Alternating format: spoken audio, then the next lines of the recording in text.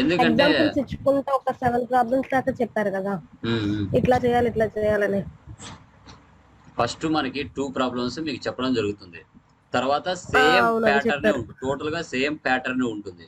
But ఏంటంటే ఆ state కి ఈ ఆ, స్టేట్ కి డిఫరెన్స్ చెప్పి ఉంటాను. ఆ ప్రాబ్లం నేను ఆల్రెడీ యూట్యూబ్ లో పెట్టాను. ఓకేనా, ఓకే.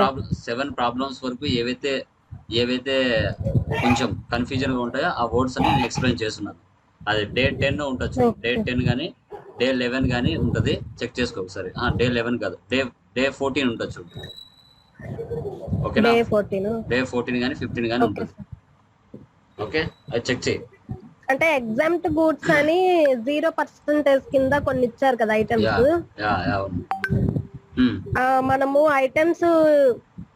ఐటమ్ క్రియేట్ చేసేటప్పుడు ఎగ్జామ్ అంటే తీసుకోవాలి, హెచ్ఎస్ఎన్ పర్సంటేజ్ ఇవన్నీ వేస్తాం కదా. ట్యాక్సబుల్ తీసుకోకుండా ఎగ్జామ్ట్ ఎగ్జామ్టెడ్ తీసుకుంటాం. తీసుకోవాలి. అంతే, కర్సర్ లాస్ట్ వెళ్ళదు, ఓ, 0% అనమాట. Okay, okay. మనము అర్థమైంది సార్. సో దానికి రిలేటెడ్ లింక్ నేను షేర్ చేస్తాను, ఒకసారి చెక్ చేసుకో. Okay sir. ఓకే, చూడండి. శేషు గారు, శిల్ప గారు చేస్తున్నారా? అందరికి హ్యాపీ వినాయక చవితి అండి, బిలేటెడ్.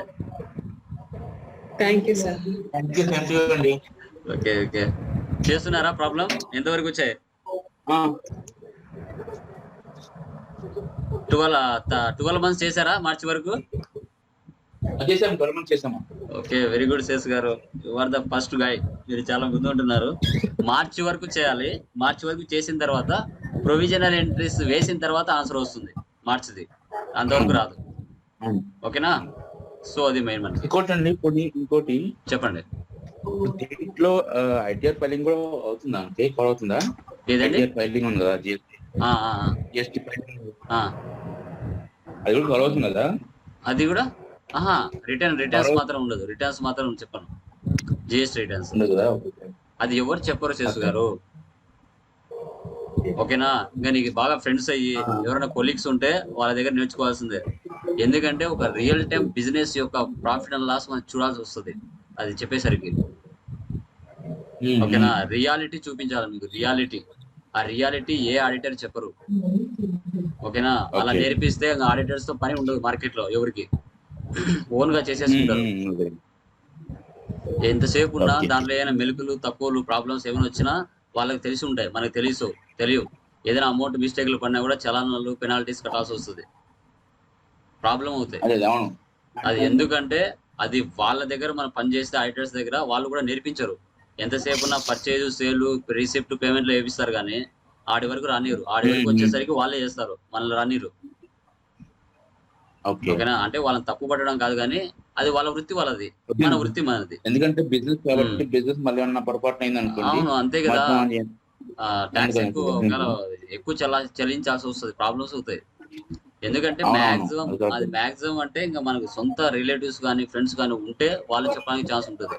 వేరే వాళ్ళు ఎవ్వరు నేర్పించరు, మీరు ఎంత డబ్బులు ఇచ్చినా నేర్పించరు. ఇది నేనైతే 100% చెప్తాను. ఓకేనా, ఎందుకంటే అది మనము ఇట్లా ఆన్లైన్ తీసుకోవడం కంటే దగ్గర ఉండాలా, దగ్గరుండి చేయాలి. అది దగ్గర ఉంటే గానీ మీకు బాగా అర్థం అవ్వవు. ఓకేనా, సో ఓకే అండి. సో ఈ రోజు ఏంటంటే ప్రొవిజన్స్ అండి. ప్రొవిజన్స్ అంటే అడ్జస్ట్మెంట్ ఎంట్రీస్. ఆల్రెడీ మనం సర్వీస్ కంపెనీ చేశాం కదా నిన్న, దాన్నే ఓపెన్ చేస్తాను. సర్వీస్ కంపెనీ నేను 12 మంత్స్ నేను చేసి ఉన్నా, 3 మంత్స్ మాత్రమే చేస్తున్నాను. మీరు ఆల్రెడీ మీ సిస్టంలో 12 మంత్స్ చేసి ఉంటారు. నేను అడ్జస్ట్మెంట్ ఎంట్రీస్ మాత్రమే క్రియేట్ చేసి చూపిస్తాను. అసలు ఏంటి అడ్జస్ట్మెంట్ ఎంట్రీస్ అంటే ఏంటి చెప్పగలరా ఎవరైనా? ఎనీబడి? అడ్జస్ట్మెంట్ ఎంట్రీస్ అంటే ఏంటి? శేషు గారు అండ్ శిల్ప గారు, సహినా చెప్పగలవా? ఏదన్నా మిస్టేక్ ఏదన్నా చేయడం, పేమెంట్ ఎక్కువైనా పేమెంట్ దగ్గర వచ్చి పెట్టినప్పుడు ఎక్స్పెండ్ చేస్తాం కదా. ఓకే, ఇంకా శిల్ప గారు మీరేమైనా చెప్పగలరా? సార్ అంతే సార్. అంతేనా? అంతే. ఓకే, సో యాక్చువల్గా 31st March financial year 1/4 start అవుతుంది, 31/3 ఎండ్ అవుతుంది ఆ ఇయర్. సో మనం ఏం చేయాలి? మార్చి శాలరీస్ కానీ, ఎక్స్పెన్సెస్ కానీ, ఇన్కమ్స్ కానీ, అసెట్స్ కానీ ఆ మంత్ సంబంధించిన అమౌంట్ అంతా మనం ఏం చేస్తాము, నెక్స్ట్ మంత్లో ఇవ్వడానికి ఛాన్స్ ఉంటుంది. కానీ ఆ ఇయర్లో మిగిలిన క్లోజింగ్ బ్యాలెన్స్ మొత్తం, అది అసెట్స్ వాల్యూ అన్నా, లైబిలిటీస్ వాల్యూ అన్నా, తర్వాత బ్యాంక్ బ్యాలెన్స్ అయినా, క్యాష్ బ్యాలెన్స్ అయినా, ఆ ఇయర్ని మనం ఏం చేయాలంటే కంప్లీట్ చేయాలి. చెల్లించకపోయినా చెల్లించినట్టుగా చూపెట్టుకొని ఆ ఇయర్ని కంప్లీట్ చేస్తాం. అంటే రెంట్ పే చేయకపోయినా పే చేసినట్టుగా, శాలరీస్ పే చేయకపోయినా చేసినట్టుగా, ఇలాంటివన్నీ ఉంటాయి. ఇన్కమ్స్ వచ్చినా వచ్చినట్టుగా చూపెట్టుకుంటారు. చూపెట్టుకొని అది నెక్స్ట్ ఇయర్కి ఫార్వర్డ్ చేసుకుంటారు. ఆ 31st మార్చ్లో ఏవైతే మిగిలిపోయి ఉంటాయో ఎక్స్పెన్సెస్, ఇన్కమ్స్ కానీ, అసెట్స్ కానీ, అవి అన్నీ మిగిలిన క్లోజింగ్ బ్యాలెన్స్ అంతా నెక్స్ట్ ఇయర్కి ఓపెనింగ్ బ్యాలెన్స్ అవుతుంది. ఓకేనా? అది క్యాపిటల్ వాల్యూ అయినా, లైబిలిటీస్ వాల్యూ అయినా, తర్వాత అసెట్స్ వాల్యూ అయినా, బ్యాంక్ బ్యాలెన్స్ అయినా, క్యాష్ బ్యాలెన్స్ అయినా, అది నెక్స్ట్ ఇయర్కి ఫార్వర్డ్ అవుతుంది. ఆ ఫార్వర్డ్ అయిన తర్వాత ఆ ఇయర్లో ఏదైతే మిగిలి ఉంటుందో అమౌంట్ అంతా, ఆ అమౌంట్తో మళ్ళీ ఫైనాన్షియల్ ఇయర్ అంతా బిజినెస్ జరుపుతారు. అవసరమైనప్పుడు అమౌంట్ యాడ్ చేసుకుంటారు, తీసుకుంటూ ఉంటారు. ఫస్ట్ మెటీరియల్ మనం ఫ్రేమ్ ట్రేడింగ్ చేసాం కదా, సేమ్ అదే విధంగా ఇది కూడా వస్తుంది రిలేటెడ్. అంటే లాస్ట్ ఇయర్లో మిగిలిన క్లోజింగ్ బ్యాలెన్స్ అంతా కొత్త సంవత్సరానికి ఓపెనింగ్ బ్యాలెన్స్ అవుతుంది. ఆ మిగిలిన అమౌంట్తో మళ్ళీ ఫైనాన్షియల్ ఇయర్ అంతా బిజినెస్ చేస్తారు. మళ్ళీ ఎండ్ ఆఫ్ ది ఇయర్కి అక్కడ కంపెనీని స్ప్లిట్ చేస్తాం. అంటే స్ప్లిట్టింగ్ అంటే ఏంటి, ఇయర్లో మిగిలిన క్లోజింగ్ బ్యాలెన్స్ అంతా నెక్స్ట్ ఇయర్కి ఓపెనింగ్ బ్యాలెన్స్గా మార్చడం. అంటే ఆ ఇయర్ని ఆ యొక్క కంపెనీని 2 రకాలుగా డివైడ్ చేయడం. సేమ్ లెడ్జెస్ యాజ్ ఇట్ ఈస్గా అన్ని లెడ్జెస్ మళ్ళీ కొత్త సంవత్సరం కంపెనీలోకి వచ్చేస్తాయి స్ప్లిట్ చేస్తే. స్ప్లిట్ చేయకుండా కొందరు ఏం చేస్తారే 3 సంవత్సరాలు 4 సంవత్సరాలు కంటిన్యూ చేసుకుంటూ పోతారు. అలా లేకుండా ఏ ఇయర్కి ఆ ఇయర్ కంపెనీని స్ప్లిట్ చేయాలి కన్ఫామ్గా. ఎందుకంటే ఫలానా ఇయర్లో ఇంత ప్రాఫిట్లో ఉన్నాం, ఈ ఇయర్లో ఇంత ప్రాఫిట్లో ఉన్నాము, ఒక క్లారిటీ వస్తుంది. అదే మనం స్ప్లిట్ చేయకుండా కంపెనీని కంటిన్యూ చేసుకుంటూ పోతే 2-3 సంవత్సరాలు అది కూడా ఒక రకంగా ఉంటుంది. బట్ ఏంటంటే ఇయర్ స్ప్లిట్ చేసుకోవడం వల్ల మంచిది. ఇంకా మెయిన్గా చెప్పాలంటే లాస్ట్ ఇయర్లో మిగిలిన క్లోజింగ్ బ్యాలెన్స్ అంతా కొత్త సంవత్సరానికి ఓపెనింగ్ బ్యాలెన్స్ అవుతుంది. ఆ ఓపెనింగ్ బ్యాలెన్స్తో మళ్ళీ ఫైనాన్షియల్ ఇయర్ అంతా బిజినెస్ చేసుకుంటూ వెళ్తాం. అది అడ్జస్ట్మెంట్ ఎంట్రీస్ అంటే. వాటిని ఎలా ఎంటర్ చేయాలనేది ఈ ప్రాబ్లం చూపిస్తాను. ఓకేనా? సో నేను డైరెక్ట్గా ఫస్ట్ లెడ్జెస్లో క్రియేట్లోకి వెళ్ళి లెడ్జెస్ క్రియేట్ చేస్తాను ఏమేమి ఉన్నాయో. ఓకే, ఫారెక్స్ మార్కెటింగ్ ఇది క్రియేట్ చేస్తున్నా.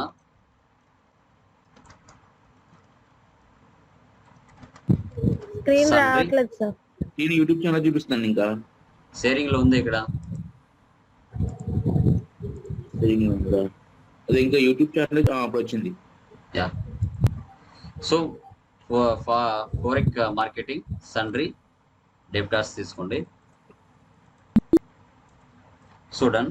తర్వాత నెక్స్ట్ కన్సల్టింగ్ ఫీజు ఆల్రెడీ నేను చేస్తున్నాను, అవసరం లేదు. రెంట్ ఆల్రెడీ చేస్తున్నాను. రెంట్ పేయబుల్ క్రియేట్ చేద్దాం. ఈ పేయబుల్ అనేటివన్నీ కూడా మనకు ప్రొవిజన్స్ వస్తాయి. ప్రొవిజన్స్ అంటే కరెంట్ లైబిలిటీస్ అండర్లో. శాలరీస్ ఆల్రెడీ చేస్తుంటాను. Salary payable provisions. ఏ ప్రాబ్లం అండి ఇది? End of the year service 17 page. Okay. తర్వాత ఆఫీస్ ఎక్స్పెన్స్ ఉంది. Office expense payable.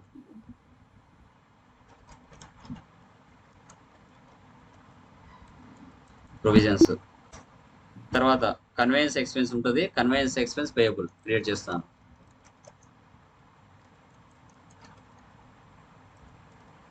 ప్రొవిజన్స్. తర్వాత రాజ్ ట్రావెల్స్ ఆల్రెడీ ఉంది. Electricity expense payable.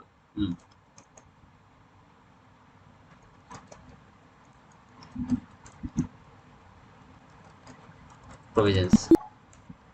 ఓకే, తర్వాత పేజ్ తిప్పండి. డిప్రిసియేషన్ చేస్తున్నాను. డిప్రిసియేషన్ ఇది ఇండైరెక్ట్ ఎక్స్పెన్స్. ఈ కంప్యూటరు, సెల్ ఫోన్ ఇవన్నీ ఫస్ట్ మంత్లోనే వచ్చేసి ఉంటాయి. తర్వాత ప్రీపెయిడ్ మెగాజిన్ నేను చేసి ఉండలేదు, నేను ఇక్కడ క్రియేట్ చేస్తాను. నేను చేసుకోలేదు కాబట్టి క్రియేట్ చేసుకుంటున్నా. మీరు ఆల్రెడీ చేసి ఉంటారు. ప్రీపెయిడ్ మెగాజిన్ ఇది 4th మంత్లో వచ్చి ఉంటుంది. 4th మంత్లో నేను చేయలేదు కాబట్టి చేసుకుంటున్నాను. కరెంట్ అసెట్స్ ఎక్స్పెన్స్ కూడా ఉంది. మెగాజిన్ సబ్సిక్షన్ ఇది ఇండైరెక్ట్ ఎక్స్పెన్స్ తీసుకోవాలి. పేయబుల్స్ అనేవి మాత్రమే ప్రొవిజన్స్ వస్తాయి, ఎక్స్పెన్స్ అనేటివి అన్ని ఎక్స్పెన్స్ కింద తీసుకోవాలి. తర్వాత ప్రీపెయిడ్ ఇన్సూరెన్స్ కూడా నేను చేసిన లేదు, నేను చేసుకుంటున్నా ఇక్కడ.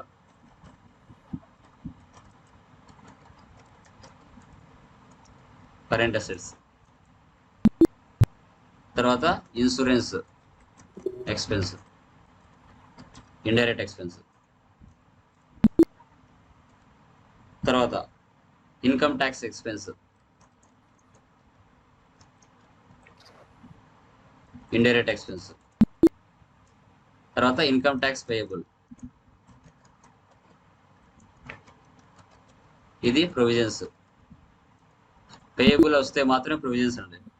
తర్వాత స్టేషనరీ ఆల్రెడీ చేసి ఉంటున్నానా, చూద్దాం చేశాను చేయలేదు తెలీదు, చేసుకుంటున్నాను ఒకసారి. నేను ఆల్రెడీ చేశాను. ఓకే, స్టేషనరీ లేదంటే స్టాక్ ఆఫ్ స్టేషనరీ, దాని పక్కన ఇంకొకటి ఉంది కదా, స్టాక్ ఆఫ్ స్టేషనరీ చేయాలి.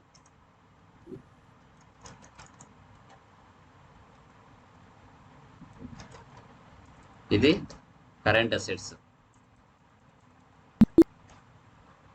తర్వాత డ్రాయింగ్స్ క్యాపిటల్. ఓకే ఓకే, ఈ లెడ్జెస్ అన్ని క్రియేట్ చేసుకున్నానండి.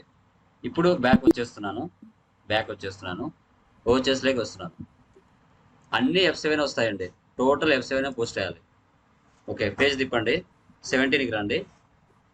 Okay, raised and invoice for 20,000 on Farooq marketing for consulting fees. So Farooq marketing అనే వాళ్ళు మన బిజినెస్కి 20,000 అమౌంట్ ఇవ్వాలి, కాబట్టి మనం ఒక ఇన్వాయిస్ రైజ్ చేసాం, నువ్వు పలానా అమౌంట్ మాకు ఇవ్వాలి అనేసి. ఓకేనా, సో అది.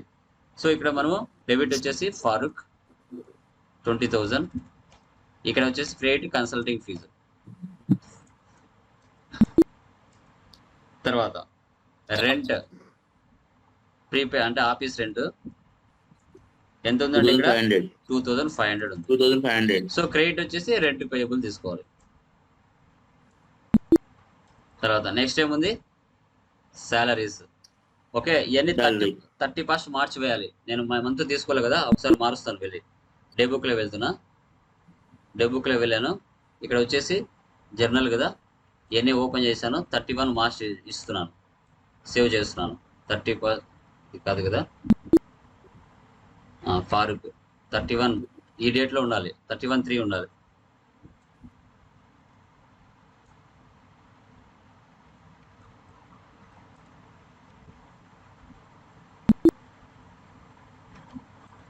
డేట్ ఒకసారి మారుస్తాను, 31/3. ఓకే, నెక్స్ట్ ఏముంది, శాలరీస్ ఎంత, 12,000 శాలరీస్ పేయబుల్. తర్వాత office expense 750 office expense payable. తర్వాత టెలిఫోన్ బిల్ ఎంత అండి, telephone bill 1,690. 1690 telephone bill payable చేయలేదా, ఆల్ట్ చేస్తున్నాను ఇక్కడే.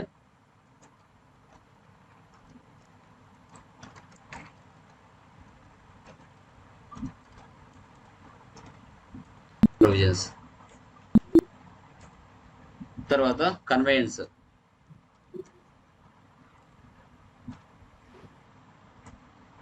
బిల్ ఎంత ఉందండి, 1,300 కన్వేయన్స్ ఎక్స్పెన్స్ పేయబుల్. తర్వాత Raj travels 6,600 cab hiring charges. తర్వాత electricity expense 870 electricity expense payable. Okay, ఇలా చేసుకోవాలి. తర్వాత డిప్రిసియేషన్, టోటల్ అమౌంట్ ఎంత, డిప్రిసియేషన్ 14,401. యా. తర్వాత క్రెడిట్ కంప్యూటర్ ఎంత ఉంది అక్కడ, 5,610 అన్ని క్రెడిట్ చేయాలి. మళ్ళీ క్రెడిట్ సెల్ ఫోన్ 1,154 మళ్ళీ క్రెడిట్. ఫర్నిచర్ 2,404. తర్వాత ఎయిర్ కండిషనర్, యా అమౌంట్ ఎంత, 3,205. మళ్ళీ ఎలక్ట్రికల్ ఫిట్టింగ్స్ యా 1442 తర్వాత office office equipment. Office equipment. So నేను చేయలేదు కాబట్టి ఆన్ ద స్పాట్ క్రియేట్ చేస్తున్నాను. Office equipment.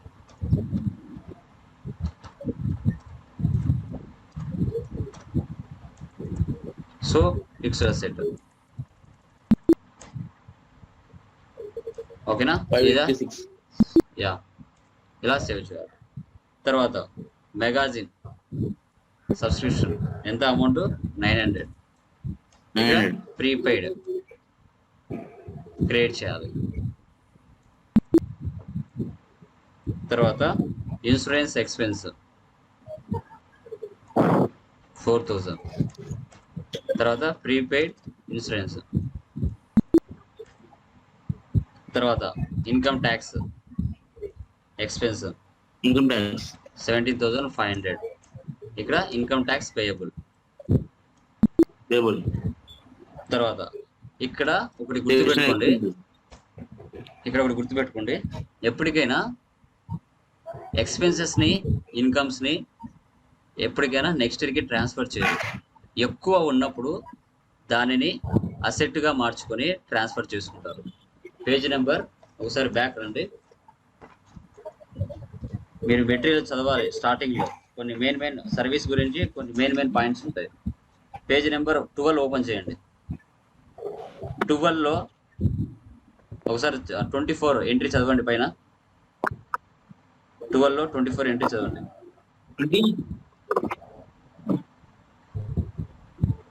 చెప్పండి, చదవండి శేషు గారు. అది ఎన్నోదండి? 24. General expenses like salaries, rent paid in the next month, but we 24. have to close the account. 24 entry. 24. Stationery is the expense ledger. Expense and income ledgers will not transfer to the next year. Yeah. Okay. తర్వాత Asset and liabilities only transfer to the next year. తర్వాత Okay. So we have to transfer the stationery expenses ledger to stock of stationery, yeah. which we తర్వాత have to create under current asset group. It is general voucher. Yeah, Okay. అర్థమైందా? Then so అది 26 చదవండి ఒకసారి.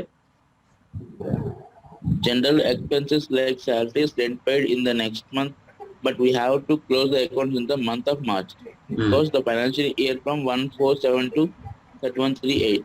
So we have to transfer the expenses into liabilities. Okay. Okay. So ఇక్కడ Debit, ఏంటి? credit. So pay చేయకపోయినా pay చేసినట్టుగా చూపించుకొని అది లైబిలిటీసే కదా. పే చేయకపోయినా పే చేయించినా చూపించుకోవడం అంతే కదా. అది నెక్స్ట్ ఇయర్ లో మనం ఏం అంతే. చేస్తాం? నెక్స్ట్ ఇయర్ వచ్చేసరికి నెక్స్ట్ ఇయర్ చదవండి. దాని తర్వాత debit rent, In credit the rent next payable. in the next financial year, we have to pass the rent entry like this. Debt rent payable. Okay. ఉల్టా చేయమంట. ఉల్టా చేస్తే జీరో అయిపోతుంది. అంటే rent ఇంకా పేయబుల్ మనం చెల్లించాల్సినవి జీరో ఉంటాయి ఇంకా. ఓకేనా? అవును. యా. సో లాస్ట్ చదవండి. Like this, we have to pass all the expenses like salaries, electricity bill each. అది Okay. Same salaries, electricity bill on each. Telephone bill each. అన్ని అట్లా చేస్తే అది జీరో అయిపోతాయి. అంటే లాస్ట్ మంత్ లో మిగిలినవన్నీ ఇయర్ లో పే చేస్తున్నాం కాబట్టి అంతే కదా. మార్చి శాలరీస్ నెక్స్ట్ ఏప్రిల్ లో ఇస్తారు, ఏప్రిల్ శాలరీస్ తర్వాత మే లో ఇస్తారు. అట్లా కదా. ఆ విధంగా అంతే. అట్లా జీరో అయిపోతాయి. ఓకే. ఓకే. ఇక్కడ మనం ఏం చేసుకున్నామంటే అసెట్ గా మార్చుకున్నాం. స్టాక్ ఆఫ్ స్టేషనరీ డెబిట్ చేయాలి 5000. స్టేషనరీ క్రియేట్ చేయాలి. ఓకే. తర్వాత డ్రాయింగ్స్ అమౌంట్ ఎంత? 74,000. 74,000. దాన్ని క్యాపిటల్ అకౌంట్ మర్చిపోవాలి. క్యాపిటల్. ఓకే. ఇప్పుడు ప్రాఫిట్ అండ్ లాస్ చూడకుండా డైరెక్ట్ గా ప్రాఫిట్ అండ్ లాస్ వెళ్ళి చూడండి. ఇక్కడ వేయకుండా ఎంట్రీ ఫస్ట్ అమౌంట్ రావాలా 208,659 వస్తే కరెక్ట్.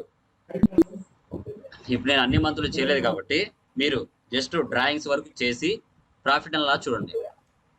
ఆల్ డెఫ్ అని ఇస్తే ఎక్స్పాండ్ అవుతుంది. ఇలా చేసిన తర్వాత ఓకే, ఇక్కడ లాస్ట్ నెట్ ప్రాఫిట్ ఉంది కదా, ఆ ప్లేస్ లో 208,659 ఆ వాల్యూ రావాలి.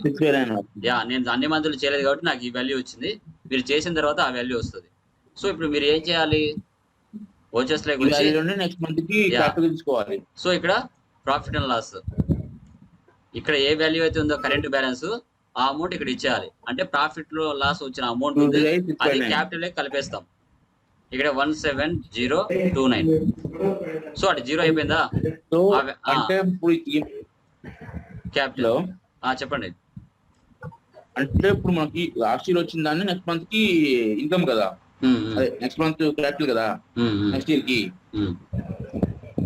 యా సో వచ్చిన ప్రాఫిట్ మార్చ్ అయిపోతుంది కదా, మార్చిలో మార్చ్ అయిపోతుంది కదా, మళ్ళీ ఏప్రిల్ నుంచి మన క్యాపిటల్ కదా ఏప్రిల్ దానికి. మళ్ళీ కొత్తగా జనరేట్ అవుతుంది క్యాపిటల్.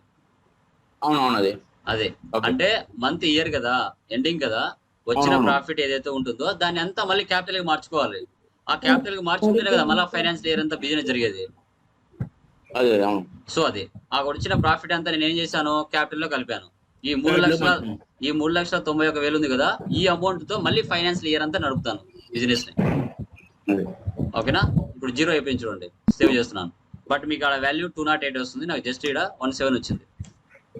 ఓకే, ఈ విధంగా మనము అడ్జస్ట్మెంట్ ఎంట్రీస్ అనేది పాస్ చేసుకోవాలి. ఓకే, ఇప్పుడు ఈ కంపెనీని నేను స్ప్లిట్ చేస్తాను. ఓకే, ఎలా స్ప్లిట్ చేయాలో చూద్దాం. ఓకే, ఫస్ట్ చూడండి, ఈ ప్లేస్ లో ఉన్నాను. ఈ ప్లేస్ లో ఉన్న తర్వాత ఇక్కడ డేటా ఉంది కదా, డేటా లాగ్ వెళ్ళండి పైన. డేటా లాగ్ వెళ్ళిన తర్వాత ఇక్కడ స్ప్లిట్ లాగ్ వచ్చిన తర్వాత స్ప్లిట్ డేటా అని వస్తుంది. ఎంట్రీ ఇవ్వండి. ఎంట్రీ ఇచ్చిన తర్వాత ఇక్కడ అడుగుతుంది స్ప్లిట్ ఫ్రమ్. ఇప్పుడు నేను 21 లో వేశాను కదా, నెక్స్ట్ ఇయర్కి 22 కదా, 1422 ఇలా 1422 ఇవ్వాలి. మనకి 3 కంపెనీలు జనరేట్ అవుతాయి ఆటోమేటిక్గా. ఒకటి ఒరిజినల్, ఒకటి డూప్లికేట్, ఒకటి కొత్త కంపెనీ. ఓకేనా? మనం ఒకటి డిలీట్ చేయాలి, 2 కంపెనీలు పెట్టుకోవాలి. ఎంటర్ ఇస్తున్నాను. ఇక్కడ మీరు ఇయర్ ఇచ్చుకోవాలండి, 1422 ఇచ్చుకోవాలి.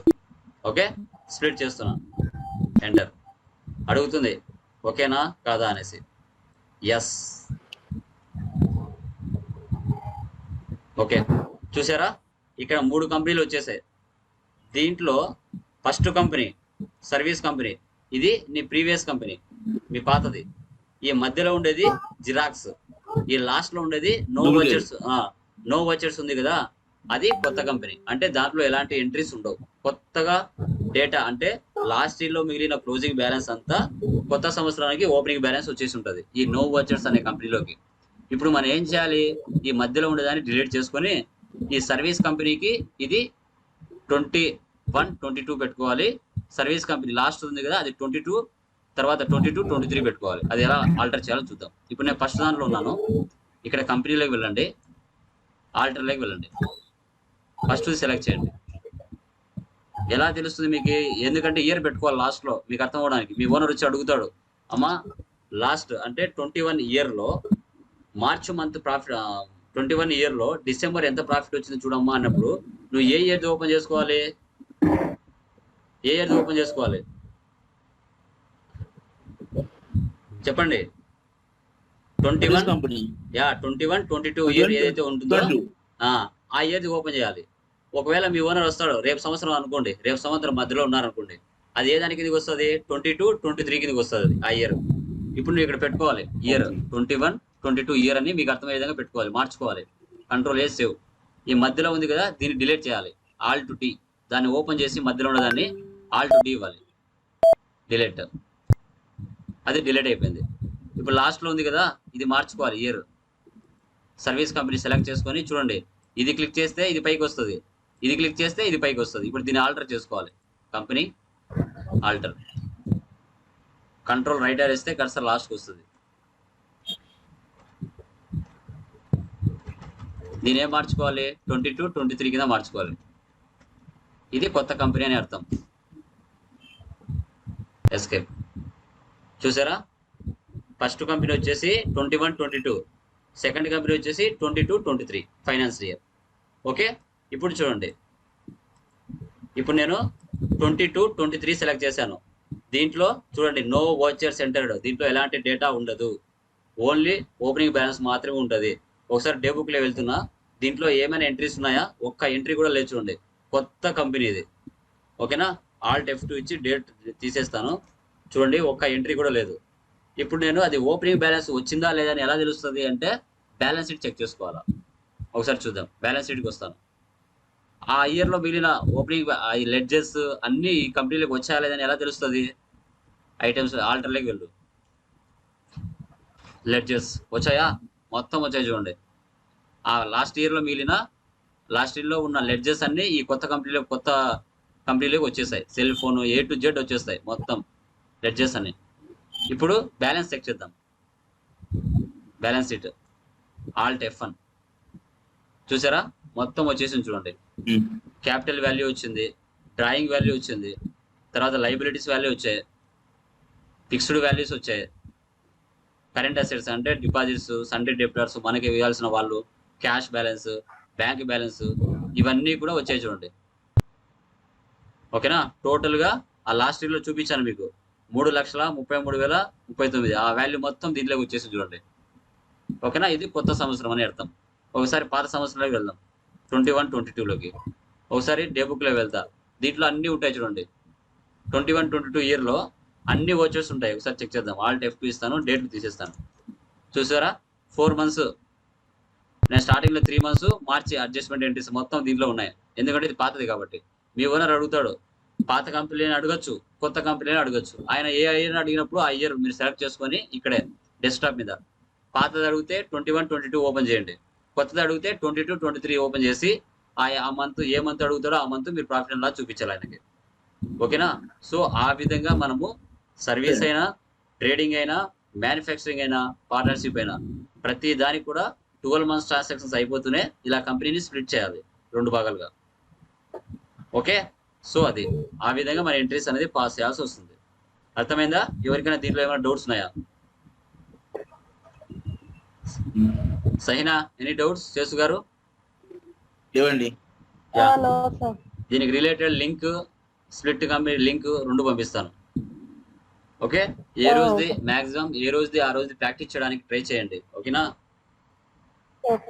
గట్టిగా అంటే ఇది ఒక 10 days అంతే, సెకండ్ మెటీరియల్. ఓకే, మహా అంటే అది థర్డ్ మెటీరియల్ ఒక 5 days అయిపోతుంది. మ్యాక్సిమం ఈ మంత్ లోపల కవర్ అయిపోతుంది ఇయర్ మొత్తం. ఓకేనా? సో అది ఎక్కువ ప్రాక్టీస్ చేయండి, ఎందుకంటే ఎంత ప్రాక్టీస్ చేస్తే అంత మంచిది అకౌంట్స్. ఇప్పుడు నేను చెప్పినప్పుడు వచ్చినట్టు ఉంటుంది, మీరు చేసినప్పుడు వచ్చినట్టు ఉంటుంది. మళ్ళీ గ్యాప్ వచ్చింది అనుకోండి, గాంధీ ఖాతాలు అయిపోతాయి మళ్ళీ. ఓకే, సో అది ఓకే అండి, thank you, good night. Hello hello చెప్పండి గారు, ఒక డౌట్. చెప్పండి. మనము ఇప్పుడు సపోజ్ ఇన్వాయిస్ ఇస్తాం కదా క్లయింట్ కి, ఇప్పుడు దాంట్లో కొందరు ఇన్వాయిస్ అడుగుతారు, మా ఇంకోలేమో ప్రొఫార్మా ఇన్వాయిస్ అడుగుతారు. దానికి డిఫరెన్స్ ఏంటండి? ప్రొఫార్మా ఇన్వాయిస్, ప్రొఫార్మానా అంటే ఎలా ఉంటుంది? ఒక ఐడియా చెప్పగలరా? ప్రొఫార్మా అంటే ఎందుకంటే నాకు వచ్చింది అడుగుతున్నాను, నాకు తెలియదు అంటే అడుగుతున్నాను. మార్నింగ్ మనకి ఇన్వాయిస్ ఇస్తాం అనమాట, రెండింటి కలిపి ఇన్వాయిస్ ఇస్తాం. అది నార్మల్ టాలీ ఇన్వాయిస్ ఇస్తాము. అదే ఏమంటారంటే ప్రొఫార్మా ఇన్వాయిస్ కూడా. ఇప్పుడు శేష్ గారు, బిజినెస్ లో నేచర్ ఆఫ్ టైప్స్ ఉంటాయి. ఓకేనా? ఒక్కొక్క దానికి అంటే నాకు తెలిసి కొటేషన్ లాగా ఉండొచ్చు. ఓకేనా? వాళ్ళు ఏ వస్తువులు కొనాలనుకుంటున్నారో దాని టెస్టింగ్ కోసం వచ్చింటారు, ఏ రేట్ ఎంత పడుతుంది అనేసి. అంటే వాళ్ళు పిలిచే ఎస్టిమేషన్, దాని కొటేషన్ అంటే వాళ్ళు పిలిచే విధానం రకరకాలుగా ఉండొచ్చు, ఒక్కొక్క ఏరియాలో మేబీ ఉండొచ్చు అట్లా. అంటే వాళ్ళు కొనుక్కోకుండా మన దగ్గర ఎస్టిమేషన్ కోసం వస్తారు, దానైనా ప్రొఫార్మా అనొచ్చు, కొటేషన్ అయినా అనొచ్చు. ఒకవేళ వాళ్ళు రియల్ గా కొంటే దాన్ని ట్యాక్స్ ఇన్వాయిస్ అంటారు. ఓకేనా? చెప్పండి. ఓకే, ఇంకోటి ఏంటంటే మనం టాలీలో సపోజ్ 2 years తీసుకోవచ్చు కదా. అంటే ఇప్పుడు సపోజ్ ఏంటంటే మనం 21-22 ఉన్నాం కదా ఫైనాన్షియల్ ఇయర్. సో మనం ఎంతవరకు పెట్టుకోవచ్చు, అట్లా ఎన్ని ఇయర్స్ పెట్టుకోవచ్చు? మాక్సిమం 3 years అండి. 3 years. యాక్చువల్ గా మనకు క్లారిటీ రావాలంటే ఇయర్ పక్కాగా స్ప్లిట్ చేసుకోవాలా. ఇయర్ కాకుండా 3 సంవత్సరాలు 4 సంవత్సరాలు చేసుకుంటే గందరగోళం అయిపోతుంది.